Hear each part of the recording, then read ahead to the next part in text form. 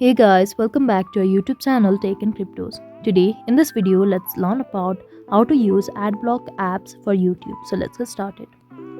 So at first we need to download the AdBlocks app. So it is already downloaded here. And we need to get into settings to provide all the permissions required. Let's get into apps.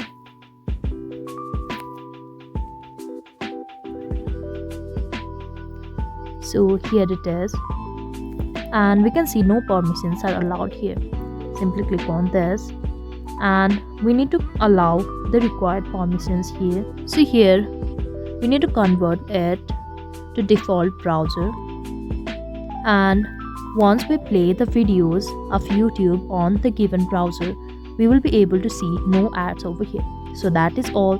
I hope you liked the video. Please do like and subscribe. Thanks for watching.